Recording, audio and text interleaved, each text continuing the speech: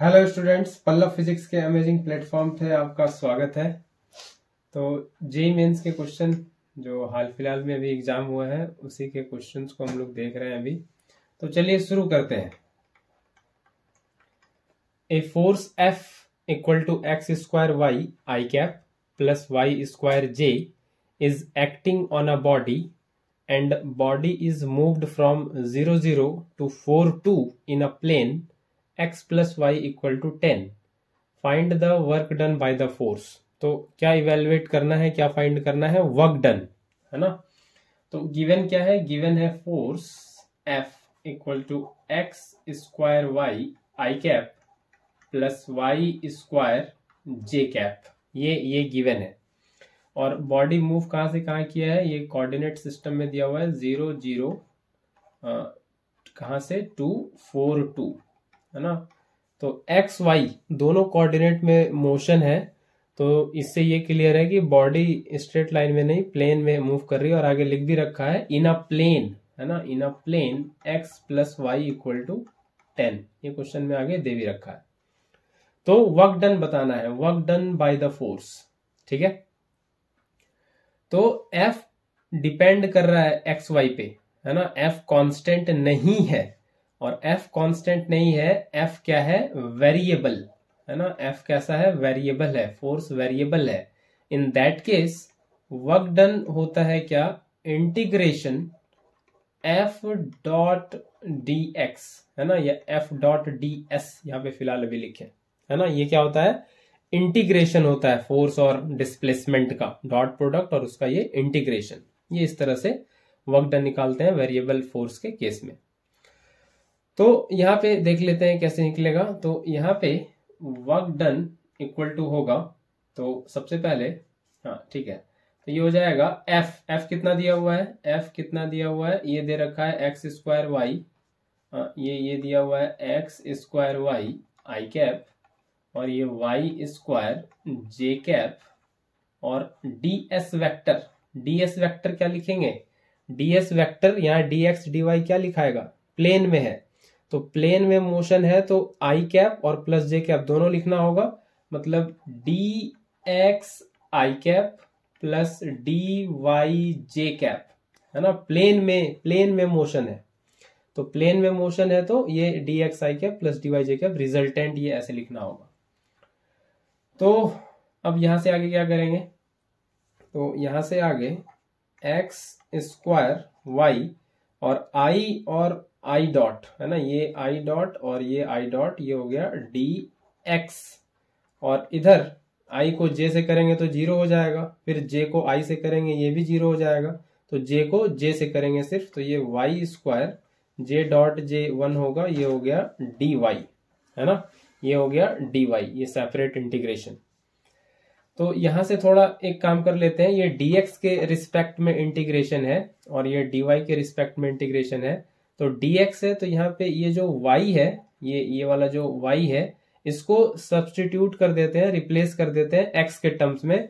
और उसके लिए यहाँ एक इक्वेशन दे रखा है x plus Y equal to 10। यहां से बन जाएगा y equal to 10 minus X, है ना। तो इसी y equal to 10 minus X को हम लोग यूज कर लेते हैं यहाँ पे। तो यहाँ पे यूज कर लेते हैं, तो ये हो जाएगा एक्स स्क्वायर, y की जगह यूज करेंगे 10 minus x and this is D x, और ये हो जाएगा y स्क्वायर डी वाई। ठीक है। इसमें लिमिट भी लगाना पड़ेगा। x कहाँ से कहाँ वेरी कर रहा है? तो x वेरी कर रहा है 0 से 4 और y वेरी कर रहा है 0 से 2, है ना। तो यहाँ पे लिमिट क्या लग जाएगा? x वाला लग जाएगा 0 से 4 और y वाला लग जाएगा 0 से 2। तो ये क्या बनेगा? ये बनेगा 10x स्क्वायर और ये बनेगा minus x cube and this is dx, और लिमिट हो जाएगा 0 से 4, और ये हो जाएगा y स्क्वायर dy और लिमिट हो जाएगा 0 से 2। इसको इंटीग्रेट कर लेते हैं अगले स्लाइड में। तो ये हो जाएगा work done equal to 10x cube by 3, है ना, x क्यूब होगा एक्स स्क्वायर, हाँ बिल्कुल, एक्स क्यूब बाई 3, और ये हो जाएगा माइनस एक्स पे पावर 4/4, और ये लिमिट लग जाएगा कहाँ से कहाँ? 0 से 4। ठीक है। और ये y वाला हो जाएगा प्लस y³/3 और इसका लिमिट लग जाएगा कहां से कहां तक, 0 से 2। तो ये हो जाएगा 10/3 और इसमें अपर लिमिट रखें, ये 4³ माइनस 4⁴/4 और -0 है ना, ये सब 0 खत्म ही हो जाएगा। x भी 0, यहाँ भी x 0, तो ये खत्म ही हो जाएगा। ठीक है, और ये प्लस 2³/3 और फिर से यहाँ पे -0 करेंगे /3, तो ये सब खत्म ही हो जाएगा। तो ये आ जाएगा 10/3 और ये बन जाएगा 64 और ये बनेगा कितना 4 पे पावर 3 और ये बनेगा 8/3। तो ये हो गया कितना 640/3 माइनस 64 प्लस 8/3। तो ये वाला, ये पहला टर्म और ये आखिरी का टर्म, ये बन जाएगा 648/3 और माइनस 64। तो इसको अगर यहाँ से कैंसिल करें तो ये हो जाएगा 3 2 जा 6 है ना, 3 1 जा 3 एंड 3 6 जा 18। तो 216 माइनस 64, तो कितना बन जाएगा, ये वर्क डन आ रहा है 216 माइनस 64, तो ये बन जाएगा 6 में 4 जाएगा 2, 11 में 6 जाएगा 5 और ये बचेगा 1। तो 152 जूल इतना आ रहा है ना, वर्क डन कितना आ रहा है 152 जूल। तो ये इस तरह से हो जाएगा। ठीक है, तो 152 जूल जो भी हो, आंसर ये सही है आंसर ये 152 जूल। ठीक है, समझ आया, ऐसे करना है इसको। आगे बढ़ते हैं अगले क्वेश्चन की तरफ और अगला क्वेश्चन ये रहा, question number 2। A bullet eight 300 Kelvin hits a wooden block. The melting point is 600 Kelvin and the total work done is 500 joule. If the specific heat capacity is 0.442 joule per gram per degree Celsius and the latent heat is 247 joule per gram, find the mass of the bullet. तो सबसे पहले दे रखा है कि इस तरह से कोई एक वुडन ब्लॉक है ना, ये इस तरह से, ये क्या है, ये वुडन ब्लॉक है। इसमें एक बुलेट आके हिट कर रहा है। ठीक है, इसमें ये इस तरह से ये बुलेट जो है इसको हिट कर रहा है। ठीक है, दिस इज बुलेट, ये इसको हिट कर रहा है आके यहाँ पे। बुलेट का जो टेम्परेचर दे रखा है, इसका टेम्परेचर, ये इनिशियल टेम्परेचर कितना है, ये टी इनिशियल, ये कितना है 300 केल्विन, ये बुलेट का टेम्परेचर दे रखा है। बुलेट का मेल्टिंग पॉइंट दे रखा है, मेल्टिंग पॉइंट कितना है, ये है 600 केल्विन है ना, इतने टेम्परेचर पे पिघलता है। और आगे दे रखा है ये स्पेसिफिक हीट कैपेसिटी वगैरह दे रखा है, एस का वैल्यू ये 0.442 जूल पर ग्राम पर डिग्री सेल्सियस और लेटेंट हीट भी दे रखा है 247 जूल पर ग्राम। ये सब तो ठीक है। ये दे रखा है total work done is 500 joule है ना, टोटल वर्क डन 500 जूल। ये जब बुलेट, ये जब वुडन ब्लॉक को हिट करेगा तो वर्क डन टोटल कितना है 500 जूल। वर्क डन बेसिकली क्या होगा कि ये बुलेट अगर इसको हिट करेगा तो ये इसको जर्क देगा, ये मूव करेगा थोड़ा है ना, तो इसमें जितना वर्क डन होगा वो 500 जूल है। या ये हो सकता है कि ये बुलेट पेनिट्रेट करके इसमें अंदर जो चलेगा उसमें कितना वर्क डन होगा वो 500 जूल है ना। ये टोटल वर्क डन 500 जूल की बात की जा रही है यहाँ पे। तो पूछा क्या है, पूछा है बुलेट का मास। तो यहाँ पे जो टोटल वर्क डन दिया है, total work done 500 joule, total work done 500 joule. तो ये जो वर्क डन है ना, सबसे पहले ये समझे कि बॉडी में एनर्जी होती है, बॉडी में एनर्जी होती है तो उससे बॉडी करता है वर्क, और बॉडी जो वर्क करता है वो फिर स्टोर हो जाता है in the form of energy. तो इसी से समझ में आता है कि एनर्जी ना तो क्रिएट होता है ना डिस्ट्रॉय होता है ना। एनर्जी से वर्क हुआ और वर्क वो फिर इवेंचुअली जो वर्क हम लोग करते हैं उस एनर्जी से वो भी किसी और फॉर्म में एनर्जी स्टोर हो जाता है। तो यहाँ भी वही बात है कि ये जो टोटल वर्क डन यहाँ पे कर रहा है ये बुलेट, ये जो टोटल वर्क डन है ये एनर्जी के फॉर्म में स्टोर हो जाएगा, और बेसिकली यहाँ पे वो हीट एनर्जी है Q, तो ये जो 500 जूल है ये बेसिकली क्यू है ना, ये है 500 जूल क्यू। जो टोटल वर्क डन हुआ वो हीट एनर्जी के फॉर्म में स्टोर होगा या हीट एनर्जी के फॉर्म में यूज होगा और बुलेट के टेम्परेचर को और बढ़ाएगा। ये हीट जनरेट होगा बेसिकली, है ना। वो बुलेट जब ड्रैग करेगा वुडन ब्लॉक में तो फ्रिक्शन से हीट एनर्जी जनरेट होगा, ऐसे कुछ कह सकते हैं, ठीक है। तो वो जो वर्क डन है वो हीट एनर्जी के फॉर्म में, है ना। ये जो वर्क डन है ये बेसिकली हीट एनर्जी के फॉर्म में ये जनरेट होगा और यही टेम्परेचर बढ़ा के, यही हीट एनर्जी टेम्परेचर बढ़ा के कहाँ तक ले जाएगा, 600 केल्विन तक। और फिर और जो फर्दर फिर हीट एनर्जी है वो यूटिलाइज होगा स्टेट चेंज करने में, मेल्ट कराने में, है ना, मेल्ट कराने में। इसलिए मेल्टिंग पॉइंट वगैरह ये सब दे रखा है, ठीक है। तो ये जो टोटल वर्क डन है ये इंपॉर्टेंट पार्ट है इस क्वेश्चन का, ये सिग्निफिकेंट पार्ट है। ये 500 जूल का जो टोटल वर्क डन है ये हीट एनर्जी के फॉर्म में ये टेम्परेचर बढ़ाएगा बुलेट का, ठीक है। तो यहां से अब निकालना है तो क्या क्या होगा, ये जो Q मिल रहा है ये सबसे पहले बुलेट का टेम्परेचर, है ना, 300 से 600 लेके जाएगा। तो ये हो जाएगा M S ले लिए तो S ही ले लेते हैं, स्पेसिफिक हीट, C भी ले सकते हैं, है ना। हम यहाँ पहले S ले चुके हैं तो कोई बात नहीं, S लिख लेते हैं। ये MS डेल्टा T और ये फिर फर्दर ये यहां तक पहुंच गया, टेम्परेचर बढ़ा लिया, अब इसके बाद मेल्ट कराएगा तो ये ML लेटेंट हीट, है ना, ये Q होता है ML। तो ये जो वर्क डन हुआ है ये हीट एनर्जी के फॉर्म में बेसिकली जनरेट होगा ये वर्क डन। तो यही फिर क्या करेगा, टेम्परेचर बढ़ाएगा और लेटेंट हीट ये ML स्टेट चेंज करेगा, मतलब मेल्ट कराएगा। तो ये Q दिया हुआ है 500, है ना, ये वर्क डन दिया रहता है तो ज्यादातर लोग इसमें ढूंढने लगते हैं क्या Q कहाँ है। तो Q बेसिकली यही 500 जूल ही है, जो वर्क डन हुआ है वही हीट एनर्जी के फॉर्म में है ना।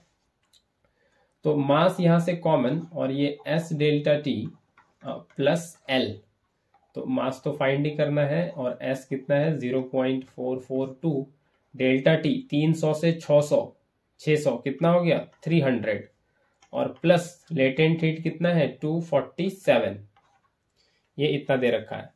तो यहां से M जो बनेगा वो बनेगा 500 बाय 0.442 इंटू 300 प्लस 247।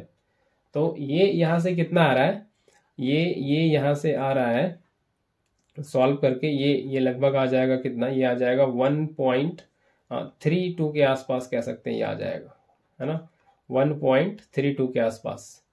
तो ये जो पहला आंसर है 1.32, ये बिल्कुल ठीक है ना, 1.32 ये आंसर बिल्कुल सही है। तो यहाँ पे इंपॉर्टेंट बात बस ये है कि जो वर्क डन दिया हुआ है 500 जूल, है ना, ये जो वर्क डन, ये इंपॉर्टेंट पार्ट था इस क्वेश्चन का। ये जो वर्क डन दिया हुआ है 500 जूल, यही वर्क डन किसमें स्टोर हो रहा है, किसमें कन्वर्ट हो रहा है, हीट एनर्जी के फॉर्म में, है ना, ये हीट एनर्जी के फॉर्म में। तो इसी से बुलेट का टेम्परेचर 300 से 600 जा रहा है, 300 से 600 केल्विन जो टेम्परेचर हो रहा है इसी हीट एनर्जी की वजह से, जो यहाँ पे ये कह रहा है कि ये जो टोटल वर्क डन है ना। तो ये थोड़ा यहाँ पे समझना था कि Q जो है वो वर्क डन ही है यहाँ पे इन अ सेंस, है ना, एनर्जी वर्क में और वर्क एनर्जी में ये चलता रहता है। तो आगे बढ़ते हैं और अगले क्वेश्चन पे चलते हैं, क्वेश्चन नंबर 3। ये है क्वेश्चन नंबर 3।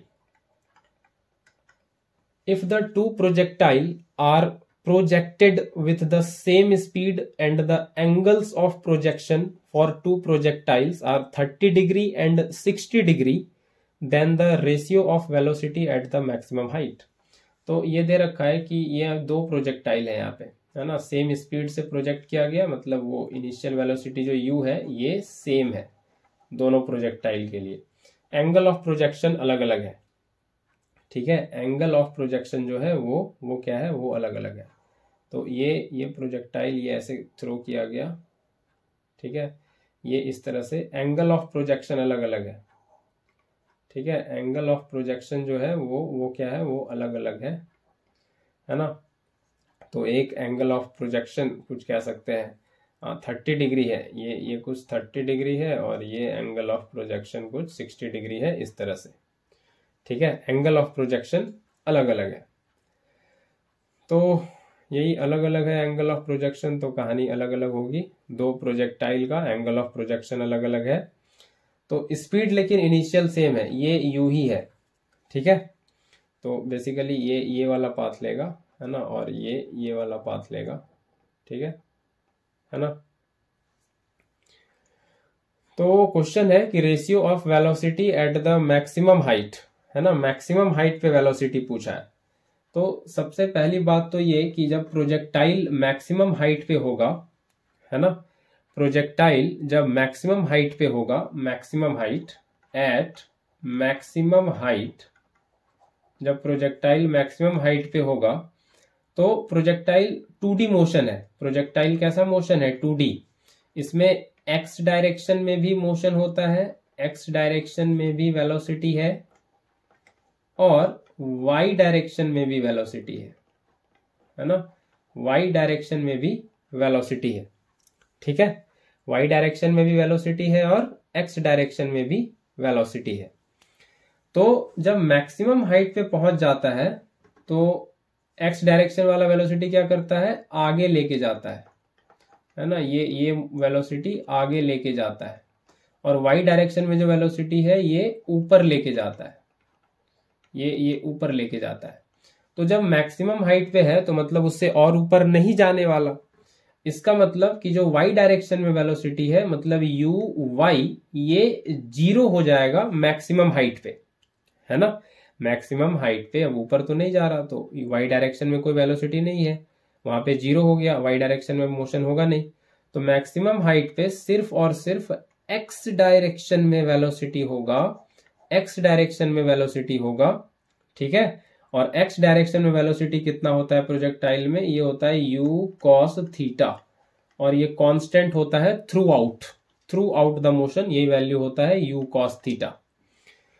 तो इसी का रेशियो पूछा है, तो मैक्सिमम हाइट पे यही वेलोसिटी बचती है, तो इसी का रेशियो पूछा है। तो मैक्सिमम हाइट पे पहले वाले केस में देख लें, अगर v1 और v2, ये कहां पे रेशियो ले रहे हैं? मैक्सिमम हाइट पे, जहां पे हमको सिर्फ ये मिलने वाला है u1, है ना, ux। ठीक है, तो इसको ऐसे लिखें u cos थीटा 1। ठीक है, इसको ऐसे लिख लेते हैं u cos थीटा 1, क्योंकि स्पीड तो सेम ही है, थीटा 1 लिखना होगा, और u cos थीटा 2, ये सेकेंड वाले के लिए। तो u तो सेम ही है ना, इसको हटा सकते हैं, सेम स्पीड क्वेश्चन में दे रखा है। cos थीटा 1, ये है cos 30 डिग्री और ये है cos 60 डिग्री। तो cos 30 √3/2, cos 60 हाफ, तो ये आ जाएगा √3/1, ये 2 कैंसिल हो जाएगा। तो मैक्सिमम हाइट पे जो वेलोसिटी का रेशियो बन रहा है वो बन रहा है √3:1, है ना, √3:1। तो ये पहला ऑप्शन, ये बेसिकली ऐसे लिखा हुआ है √3:1, और ये 1:√3, एक ही बात है, 3 पे पावर हाफ लिखे हुए हैं यहाँ पे हम, एक ही बात है। तो ये √3:1, ये सही है।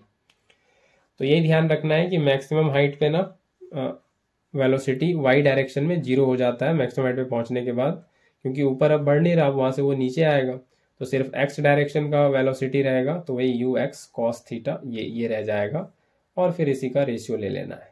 ठीक है, तो स्पीड तो सेम ही था इनिशियल, है ना, विद द सेम स्पीड से थ्रो किया गया, u सेम है इनिशियल वाला। तो ठीक है, एंगल ऑफ प्रोजेक्शन अलग अलग था।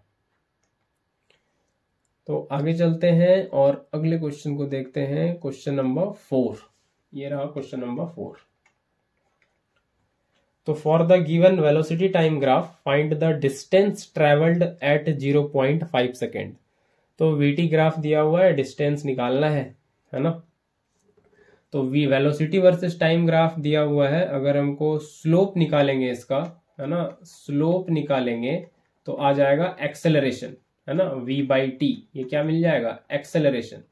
लेकिन हमको उल्टा, है ना, डिस्टेंस निकालना है, पीछे चलना है, तो डिस्टेंस निकालना है तो इंटीग्रेशन करेंगे, है ना, स्लोप निकालना है तो डिफरेंशिएशन करेंगे, और ये एक्सेलरेशन ऐसे आ जाएगा आगे, लेकिन डिस्टेंस निकालना है वीटी ग्राफ से, तो क्या करना पड़ेगा, ये करना पड़ेगा, एरिया अंडर कर्व लेना पड़ेगा।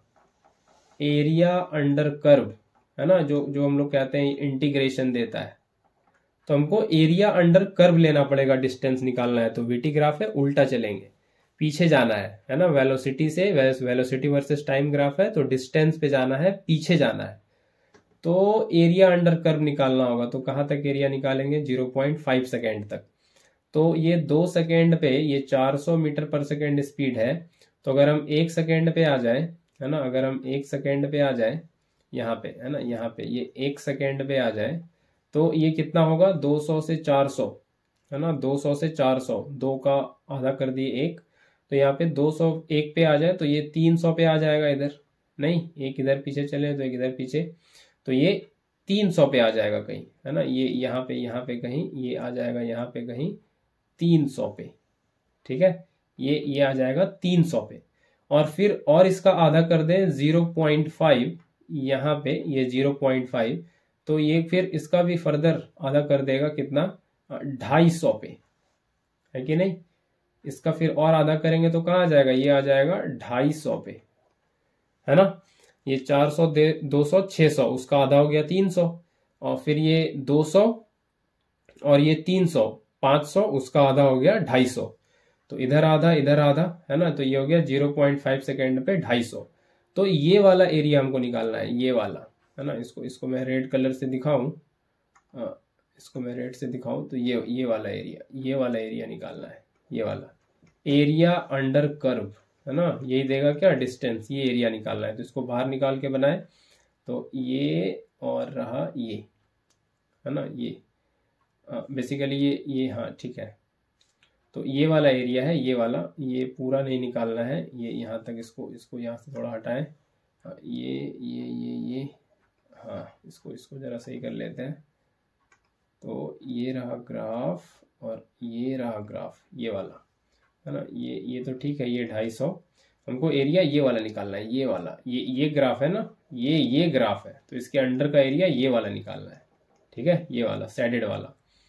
तो इसको अगले स्लाइड में बनाए, तो ये वाला एरिया, ये और ये वाला एरिया, ये एरिया निकालना है, ये वाला एरिया, ये वाला एरिया, ठीक है, ये एरिया निकालना है।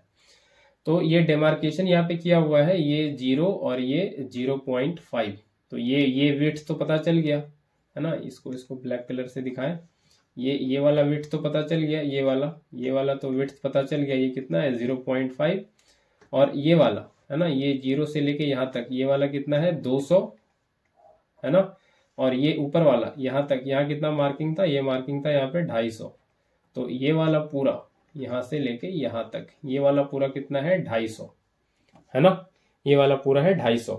तो एक ही बार इसका एरिया निकाल सकते हैं। ये ट्रेपीजियम लग रहा है कि नहीं, ये ट्रेपीजियम नहीं लग रहा, ये लग रहा है ट्रेपीजियम। ये क्या लग रहा है, ट्रेपीजियम। ट्रेपीजियम क्या होता है, ये पैरेलल साइड हो गया, half into sum of parallel side, और ये हाइट हो जाएगा दोनों के बीच, ये वाला जो डिस्टेंस है ये हाइट हो जाएगा, ये क्या हो जाएगा हाइट, है ना, ये क्या हो जाएगा, ये हो जाएगा हाइट। और ये पैरेलल साइड है, ये पहला पैरेलल साइड, ये वाला पहला पैरेलल साइड, ये दूसरा पैरेलल साइड। तो इसका एरिया डायरेक्ट निकाल सकते हैं कैसे हम लोग, area of trapezium half sum of parallel side. तो ये एक पैरेलल साइड जिसका लेंथ 200 है और दूसरे वाले का 250 है, और हाइट कितना है 0.5। तो डायरेक्टली यहां से आ जाएगा हाफ इंटू 450 और इंटू 0.5, डेसिमल हटाएंगे, ये 0 हटेगा और ये हो जाएगा 22.5 और ये आ जाएगा 112.5, ये इतना मीटर, है ना, ये इतना मीटर आ जाएगा, ठीक है, ये इतना मीटर आ जाएगा। तो यहाँ पे अब कुछ लोग यहाँ सोच रहे होंगे एरिया मीटर स्क्वायर, तो मीटर स्क्वायर नहीं होगा भाई, एरिया इधर है ना, वेलोसिटी वाले एक्सिस पे क्या है, लेंथ इनटू ब्रेथ ऐसे करते हैं ना, तो एरिया क्या है, इधर वाले पे वाई एक्सिस में मीटर पर सेकेंड है और एक्स एक्सिस में सेकेंड है, तो सेकेंड कटा, ये मीटर यूनिट बचा यहाँ पे, तो ये उस तरह से यूनिट है, इसको एरिया का यूनिट नहीं ले जाना है मीटर स्क्वायर, वैसे नहीं करना है। तो एरिया में दो डायमेंशन को मल्टीप्लाई करते हैं उसके यूनिट को, तो यहाँ भी उसी तरह कर रहे हैं, एक तरफ मीटर पर सेकेंड है, एक तरफ सेकेंड है, सेकेंड कट गया, मीटर बचा, तो ये 112.5 मीटर ये डिस्टेंस आ रहा है। ठीक है, ये डिस्टेंस आ रहा है, ये सेकेंड ऑप्शन में दिख भी रहा है, ये 112.5 मीटर। तो ये इस तरह से करना था, एरिया अंडर कर्व को यूज करके ये इस तरह से करना था। और भी दूसरा तरीका है, इक्वेशन ऑफ मोशन को यूज करके निकाला जा सकता है ना, S equal to ut plus half AT square करके, है ना, ये इस तरह से निकाला जा सकता है। एक्सेलरेशन निकालना पड़ेगा, फिर पहले क्या निकालना पड़ेगा, एक्सेलरेशन, और फिर इनिशियल वेलोसिटी दिया हुई है, ये कितना दिया है, 0 पे 200 मीटर पर सेकेंड वेलोसिटी है, ये दिया हुआ है, टाइम 0.5 यहाँ रख देना है, और एक्सेलरेशन यहाँ से निकल ही जाएगा। ये चेंज इन वेलोसिटी 400 में 200, है ना, ये अगर बता दें 200 इंटू 0.5 और हाफ एक्स टाइम 0.5 का स्क्वायर, और एक्सेलरेशन कितना हो जाएगा, चेंज इन वेलोसिटी 400 में 200 बाई टाइम 2, यानी कि 100, ये 100। ये भी अगर आप सॉल्व करते हैं तो ये भी 112.5 ही आ जाएगा, ये भी एक तरीका है। ठीक है, तो इनिशियल वेलोसिटी कितना है, ये t0 पे ये वैल्यू लेके रखा है 200, है ना, t0 पे इनिशियल वेलोसिटी कितना वैल्यू लेके रखा है, 200 मीटर पर सेकेंड। ठीक है, ये ग्राफ में ये क्वेश्चन में दे रखा था। तो आई होप ये क्वेश्चन आपको समझ आया होगा। 112.5 मीटर दोनों तरीके से निकाल सकते हैं, सेम ही आंसर आएगा। आगे बढ़ते हैं अगले क्वेश्चन पे, क्वेश्चन नंबर 5। तो ये दे रखा है क्वेश्चन नंबर 5। तो surface tension of soap is greater than water, hot water flows faster than cold water. तो सबसे पहले सेकेंड स्टेटमेंट को अगर देख लें, hot water flows faster than cold water, बिल्कुल जैसे टेम्परेचर बढ़ जाता है, जैसे टेम्परेचर इंक्रीज करता है ना, तो क्या होता है, विस्कोसिटी, है ना, जो पानी का विस्कोसिटी है, ये ईटा, ये क्या होता है, ये घट जाता है। तो विस्कोसिटी घट जाएगा तो क्या होगा, पानी का फ्लूइडिटी बढ़ जाएगा और वो आसानी से फ्लो करेगा। इसको आप ऐसे समझ सकते हैं कि वाटर और हनी के एग्जांपल को लेके, है ना, हनी का विस्कोसिटी जो है वो बहुत ज्यादा है, इसीलिए वो धीमा धीमे बहता है। वाटर का विस्कोसिटी कम है, इसीलिए वो बहुत तेजी से बहता है। तो टेम्परेचर बढ़ेगा तो क्या होगा, विस्कोसिटी हो जाएगा कम, तो वो जिसका विस्कोसिटी कम हो जाएगा वो तेजी से चलेगा। तो हॉट वाटर का टेम्परेचर ज्यादा है ना, हॉट वाटर का टेम्परेचर ज्यादा है तो क्या होगा, इसका विस्कोसिटी होगा कम, ये आसानी से फ्लो करेगा, इसमें फ्लूइडिटी अच्छी होगी कोल्ड वाटर के मुकाबले। तो सेकेंड स्टेटमेंट तो सही लग रहा है। तो जहां पे बोल रहा है दूसरा स्टेटमेंट गलत है वो पहले हटा देते हैं। डी में बोल रहा है दोनों गलत है, ये गलत हो गया। पहले में भी बोल रहा है दोनों गलत है, मतलब दूसरा गलत है तो ये भी गलत है, दूसरा तो सही है। अब बी और सी चेक करना पड़ेगा। यहाँ पे कह रहा है दूसरा सही है और सी में कह रहा है दोनों सही है, तो वन चेक करना पड़ेगा सही है या गलत। तो वन स्टेटमेंट में कह रहा है surface tension of soap is greater than water. Soap का सरफेस टेंशन जो है पानी से ज्यादा है। तो पहले तो ये बात तो पता होनी चाहिए कि सरफेस टेंशन सोप का ज्यादा नहीं है, पानी का ज्यादा है ना। ये जो सरफेस टेंशन है, सरफेस टेंशन ये सोप का कम होता है सरफेस टेंशन ऑफ वाटर से। सबसे पहले तो ये पता होनी चाहिए। तो इस लॉजिक पे तो पहला वाला गलत है इसका मतलब, है ना, यानी कि पहला वाला गलत है दूसरा सही है ना। तो ये जो बी ऑप्शन है ये सही लग रहा है, ये सही लग रहा है बी ऑप्शन। तो इस पे थोड़ा बात कर सकते हैं हम लोग कि सरफेस टेंशन सोप का कम कैसे है, वाटर का ज्यादा कैसे है। तो सोप मतलब क्या, सोप प्लस वाटर, ये बेसिकली सोप सॉल्यूशन की बात कर रहा है ना, सोप प्लस वाटर। तो वाटर में सरफेस टेंशन है ना, वाटर में सरफेस टेंशन, ये क्यों है वाटर में सरफेस टेंशन। सरफेस टेंशन होता क्या है, सरफेस टेंशन होता है कि लिक्विड के सरफेस में एबिलिटी अपने सरफेस एरिया को मिनिमम करने की, है ना, ये प्रॉपर्टी होती है लिक्विड के सरफेस की। सरफेस टेंशन क्या होता है, ये होता है property of liquid surface, property of liquid surface to acquire minimum surface area, to acquire minimum area, है ना। और मिनिमम एरिया कहते हैं स्फेरिकल शेप में होता है सबसे बेहतर, तो इसीलिए वो स्फेरिकल शेप अटेन कर लेता है। यही सरफेस टेंशन, ये सब कहानी आपको मालूम है अच्छे से, है ना। इसमें मुझे कोई डाउट नहीं है, आपको 100% ये कहानी मालूम है, ये सारी कहानी आपको पता है। तो सरफेस टेंशन यही कहानी है कि लिक्विड का सरफेस अपना सरफेस एरिया जो है वो मिनिमम करना चाहता है और वो स्फेरिकल शेप अटेन कर लेता है, क्योंकि इसी में मिनिमम सरफेस होता है फॉर अ गिवन वॉल्यूम। ये सबसे स्फेरिकल शेप में मिनिमम एरिया बनता है। तो वाटर में सरफेस टेंशन, वाटर अपना मिनिमम एरिया लेना चाहेगा तो क्या है बेसिकली कि वाटर का जो मॉलिक्यूल है ना, वाटर का जो मॉलिक्यूल है इसके बीच है इंटरमॉलिक्यूलर फोर्स और हाइड्रोजन बॉन्डिंग वगैरह वगैरह, है ना। ये इंटरमॉलिक्यूलर फोर्स और हाइड्रोजन बॉन्डिंग है ना। तो ये इस फोर्स की वजह से सारे मॉलिक्यूल एक दूसरे को खींच के रखता है और ये मिनिमम सरफेस एरिया अटेन करता है ना। ये फोर्स की वजह से सब एक दूसरे को खींचते हैं एक दूसरे की तरफ और मिनिमम सरफेस एरिया अटेन करता है इंटरमॉलिक्यूलर फोर्स की वजह से। ये ऐसा है सरफेस टेंशन। लेकिन जब इसमें सोप डाल देते हैं, इसमें जब सोप डाल देते हैं, सोप बेसिकली क्या है, 10th क्लास में केमिस्ट्री में आपने पढ़ रखा होगा। ये सोप बेसिकली है लॉन्ग चेन ऑफ हाइड्रोकार्बन, है ना। ये लॉन्ग चेन ऑफ हाइड्रोकार्बन है, ये आपने 10th केमिस्ट्री में पढ़ रखा होगा। सोप बेसिकली क्या है, लॉन्ग चेन ऑफ हाइड्रोकार्बन। वो सोडियम स्टेरेट क्या क्या होता है, नहीं वो 10th में पढ़ते हैं, सोडियम स्टेरेट वगैरह। तो soap basically long chain of hydrocarbon है। तो ये जब पानी में आता है तो ये इंटरमॉलिक्यूलर फोर्स जो है, ये सोप, ये लॉन्ग चेन ऑफ हाइड्रोकार्बन ये दो मॉलिक्यूल के बीच में आ जाता है और मॉलिक्यूल को थोड़ा और दूर कर देता है, ऐसे कह सकते हैं, या और कह सकते हैं इंटरमॉलिक्यूलर फोर्स को वीक कर देता है ना। तो ये लॉन्ग चेन ऑफ हाइड्रोकार्बन आके इंटरप्ट करता है, ये इंटरप्ट करता है किसको, मॉलिक्यूल के बीच जो फोर्स है ना। ये forces, intermolecular forces between molecule, intermolecular forces between molecule जो है उसको आके डिस्टर्ब करता है, इंटरप्ट करता है ना। तो इंटरमॉलिक्यूलर फोर्सेस थोड़ा वीक हो जाता है, मॉलिक्यूल थोड़े दूर चले जाते हैं, क्योंकि लॉन्ग चेन ऑफ हाइड्रोकार्बन इसमें दो पार्ट होता है, हाइड्रोफिलिक हाइड्रोफोबिक।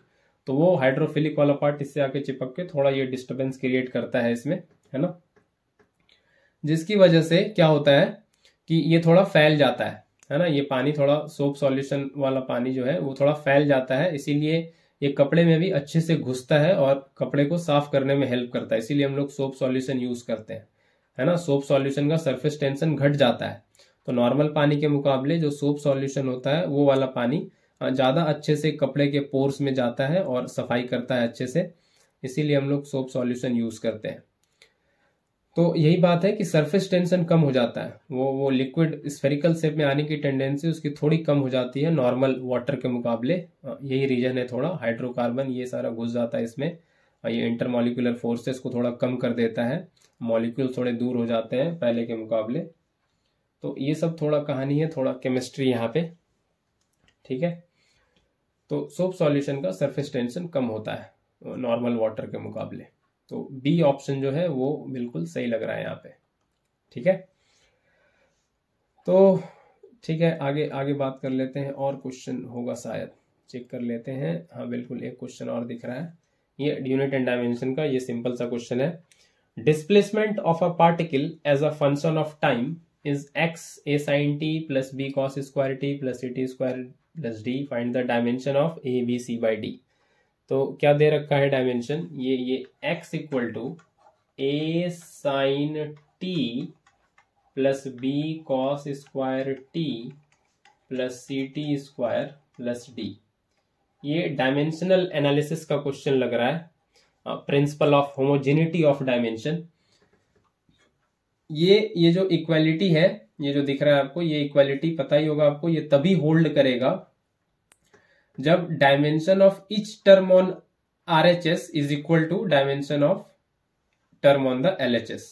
मतलब ए साइन टी का डायमेंशन वही होना चाहिए जो एक्स का है, बी कॉस स्क्वायर टी का डायमेंशन वही होना चाहिए जो एक्स का है, सी टी स्क्वायर का डायमेंशन वही होना चाहिए जो एक्स का है, डी का डायमेंशन वही होना चाहिए जो एक्स का है, तभी ये इक्वालिटी होल्ड करेगा, है ना। ये डायमेंशनल एनालिसिस में पढ़ते हैं, principal of homogeneity of dimension.